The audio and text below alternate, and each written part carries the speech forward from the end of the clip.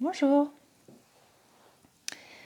Euh, je voulais vous parler du coup plus précisément des, des hyper.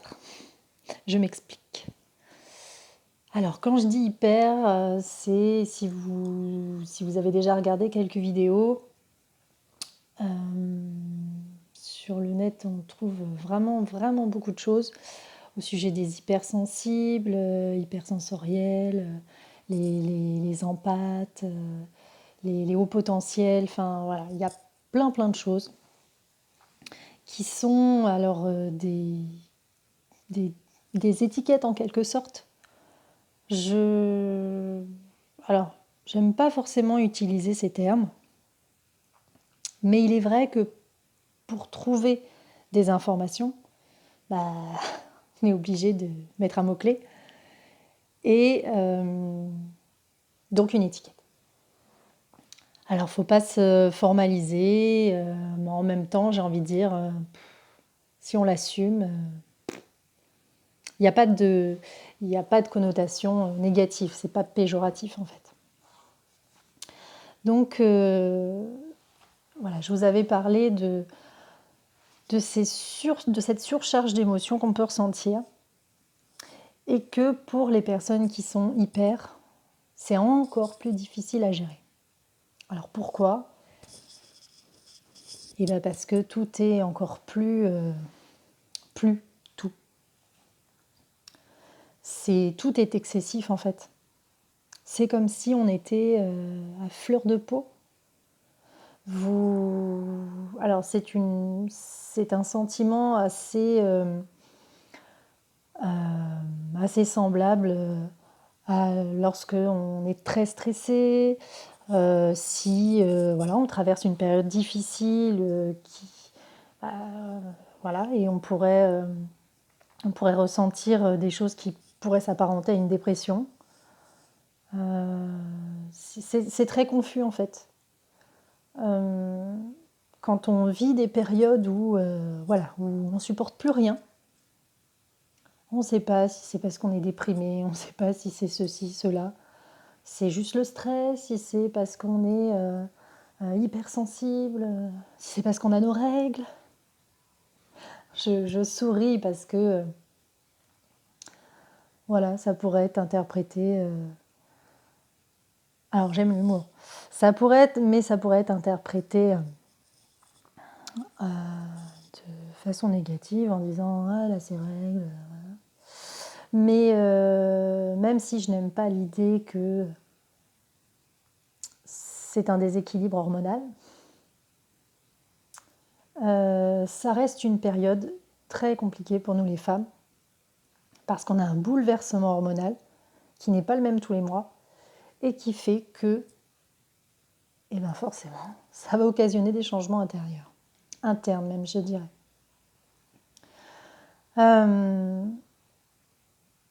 Alors, si vous vous reconnaissez dans ces situations où voilà, vous supportez plus le bruit, vous supportez plus les cris des enfants qui eux sont hyper joyeux, hyper excités parce que Noël approche. Vous n'avez pas envie de parler, vous n'avez pas envie de cuisiner. Concrètement, vous avez juste envie de vous mettre sur le canapé, dans le lit, en boule, peu importe, ou d'aller vous terrer dans les bois. Alors, j'ai envie de vous dire, ça sert à rien de se flageller,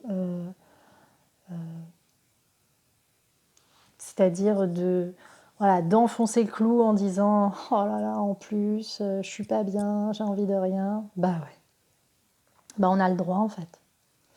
On a le droit, et c'est pas pour autant que c'est la fin du monde. On a le droit de se sentir vraiment fatigué de tout. Et, et c'est ok.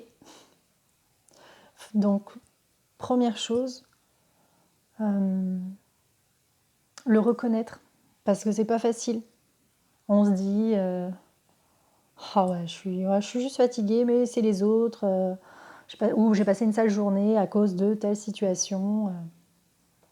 Non, en fait, il faut savoir être responsable de ce qu'on vit, de ce qu'on ressent. Si on ressent telle ou telle émotion, c'est pas à cause des autres, c'est pas à cause de la situation. C'est nous qui ressentons ça. Une autre personne peut ressentir quelque chose de différent face à une même situation. Donc déjà, être responsable de ce qu'on ressent, en prendre conscience, se dire voilà, effectivement, bah ouais, je ressens ça. Et ensuite, être bienveillant, être clément, indulgent, tout ce que vous voulez tant que ça reste positif. Faites comme si c'était quelqu'un d'autre qui vous confiait ce que vous ressentez, enfin ce qu'il ressentait. Comme si c'était votre enfant. Voilà, l'enfant explose parce que il n'a pas passé une bonne journée ou parce qu'il a passé une super journée, peu importe. Mais il explose parce qu'il a eu trop de choses à gérer et que là en plus les devoirs, la fatigue, et là on lui demande ce qu'on demande tous, range ta chambre avant de manger. Ouh là là, explosion. Eh ben simplement, qu'est-ce qui va pas? Ok, effectivement, là je vois que tu es en colère. Pourquoi? Euh, Ouais, il s'est passé ça. Ok, ok. Mais en fait, t'as le droit d'être en colère. T'as le droit d'être en colère. Et c'est pas grave. C'est pas mal. C'est pas méchant. Voilà. Dites-vous ça en fait, comme vous diriez à votre enfant. On a le droit de ressentir de l'agacement, de pas avoir envie voilà, de faire un super repas ce soir. Si vous ouvrez une boîte de conserve, bah c'est pas grave en fait. On a le droit. C'est pas grave. Et du coup, être clément, bienveillant, ça veut dire, bah voilà, je ne me flagelle pas, je n'aggrave pas la situation. Et ensuite, être à l'écoute, c'est-à-dire, bon, là, de quoi j'aurais besoin? À votre enfant, là, voilà, tu es en colère, je vois bien, bon, là, ranger la chambre, ça va être compliqué. De quoi tu aurais besoin?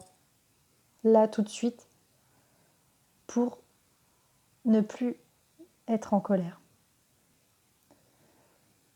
Écouter de la musique, passer un moment seul, dessiner, voilà, on a un petit peu parlé.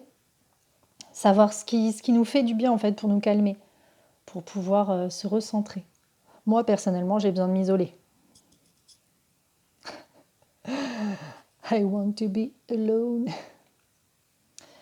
Euh, donc il suffit de chercher ce dont on a besoin pour pouvoir se recentrer. Et une fois qu'on le sait, on peut même se faire une liste des petites choses qui nous font du bien, dont on a besoin pour s'apaiser. Et hop, on le fait. 5 minutes, même 5 minutes, vous savez, franchement, ça fait énormément de bien. Et, euh, et du coup, je parlais pour toutes ces personnes qui sont donc hyper. C'est vraiment, ouais, c'est vraiment important d'être clément envers soi parce on est tous tellement exigeants envers soi, envers les autres, qu'on s'autorise pas à être moins que d'habitude ou moins que ce qu'on attend de soi ou des autres. Et du coup, voilà, on va enfoncer le clou encore un peu plus loin en disant oh là là, je suis nulle, je suis bête, je sais rien. Ou aujourd'hui, je suis vraiment voilà, en dessous de tout. On est tellement, euh, alors, moi je dirais même violent, hein, envers soi. En fait, ça ne nous viendrait pas à l'idée de dire ça à quelqu'un. Mais quand c'est sur soi, ah bah on y va, hein, tranquillou. Alors que non. Donc essayez vraiment de vous dire, voilà, je fais comme si je parlais à mon enfant. Voilà, à votre enfant, vous n'allez pas lui dire mais t'es nul, mais tu sers à rien. Non. Oui, c'est pas grave, on recommencera demain, ou tu réessayeras plus tard, ou voilà, là, c'est peut-être parce que la journée, pour toi, tu as atteint les limites de la journée, c'est tout. Et c'est pas grave, tu as le droit, parce qu'en fait, nous sommes des êtres humains. Donc, même si vous ne savez pas que vous êtes des hyper, euh, alors je pourrais faire des vidéos sur les hypersensibles, tout ça, mais je vais vous en mettre une qui est, enfin quelques-unes, que j'ai bien aimées sur internet et qui, enfin voilà, qui sont claires. Je veux dire, je partage en fait. Je vois pas l'intérêt de pomper une vidéo en disant, voilà, je vais la refaire à ma sauce. Il n'y a aucun intérêt. C'est vraiment, c'est quelque chose de très subjectif en plus. Moi, telle vidéo va me plaire et pas à quelqu'un d'autre. Donc, faut chercher, faut pas hésiter. Si juste ça vous parle quand on dit, voilà, si vous pleurez facilement devant un film, ou si vous êtes ému en écoutant une chanson, s'il y a des odeurs, enfin vous sentez des odeurs, ça vous dérange, et quand vous en parlez autour de vous, bah non, moi je sens rien. Ok. Enfin les autres vous disent, bah non, je sens rien. Le contact, des fois on a du mal avec le contact. Voilà, les personnes, il y en a qui sont très tactiles, il y en a qui ne le sont pas du tout. Ou, alors ça va être pour les hypersensoriels. Il y a plein de choses. L'être humain a de multiples facettes et, euh, et en fait, j'ai envie de dire qu'on se focalise tellement sur nos capacités, nos compétences, qui peuvent être quantifiées, calculées, mesurées, alors qu'il y a tellement de choses, tellement de compétences émotionnelles, des compétences qui ne se voient pas, mais qui pourtant sont là. Euh, Quand vous vous comprenez avec quelqu'un, alors vous ne parlez pas. Vous commencez phrase de l'un, enfin voilà, et on finit les phrases d'une personne sans... Voilà. Tout ça, ce sont des choses qui tiennent, voilà, alors je dirais, ouais, de l'irrationnel. Ouais, je dirais ça. Ce soir, je dirais ça. Mais tout simplement parce que euh, on est plus que ce qu'on croit, et on s'arrête trop souvent à ce qu'on sait faire, à ce qui se voit, voilà, au quantifiable, et alors qu'on est beaucoup plus. Et on est trop exigeant envers soi. Donc, notamment pour voilà, toutes ces personnes qui, sachant que alors je parle surtout pour les hauts potentiels qui ont une exigence de fou, faut vraiment se dire, voilà, je fais comme si je parlais à une autre personne. Ça peut aider en fait à être clément, bienveillant envers soi, vraiment. Et on a le droit de s'accorder des pauses plusieurs fois dans la journée s'il faut. C'est pour prendre soin de soi, mais c'est pour rester entier en fait, pas se vider de toutes ses ressources, parce que c'est encore plus dur en fait pour un hyper. C'est encore plus dur de rester entier.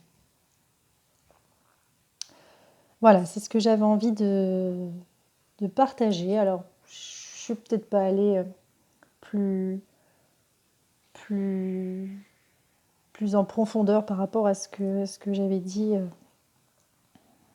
dans l'ancienne vidéo. Mais je vais mettre en lien du coup plusieurs vidéos sur les hypersensibles, les empathes, tout ça. Si ça vous parle, si ça vous intéresse, n'hésitez pas, faut chercher. Il y a plein plein de choses. Et des vidéos très courtes où voilà, on vous dit est-ce que, en titre, est-ce que vous êtes hypersensible ou à quoi reconnaît-on un hypersensible? Et tout bêtement, de, de regarder des vidéos comme ça, quand on se reconnaît, on se dit ah, en fait, je suis normale, je suis différent, mais je suis normale. Il n'y a rien de, il y a rien de fou. Et du coup, ça nous aide à relativiser, à prendre du recul, et du coup, à s'accepter, à se dire, ah ben en fait, voilà, je sais pourquoi je suis comme ça. Et donc, comme ce que je vous disais tout à l'heure, c'était essayer de prendre un temps pour reconnaître l'émotion, savoir, voilà, là, est-ce que c'est juste une énorme fatigue, une grosse colère, là, voilà, on n'en peut plus, on a envie de dire stop, et ben, faut le dire. On dit stop, simplement, et on recherche le besoin qu'on a à satisfaire, comment on pourrait satisfaire notre besoin de calme, de sérénité, de tranquillité. Très souvent, ça tient à ça en fait. Et donc, si on a juste besoin de fermer les yeux un instant, d'écouter une petite musique, voilà, de s'allonger sur le lit, lumière éteinte, des fois, ça recharge tout de suite les batteries en fait. Alors, ça va pas nous, voilà, c'est pas pour repartir au taquet, hein. C'est pour prendre un temps pour soi et se dire, ok, là effectivement, je suis en train d'atteindre les limites, donc il faut que je passe en mode économie d'énergie jusqu'à la nuit pour prendre soin de soi. Soyez clément, soyez bienveillant envers vous et c'est par ça que ça commence en fait. C'est en commençant à travailler sur soi que vous verrez que tout change autour de vous. Bonne soirée.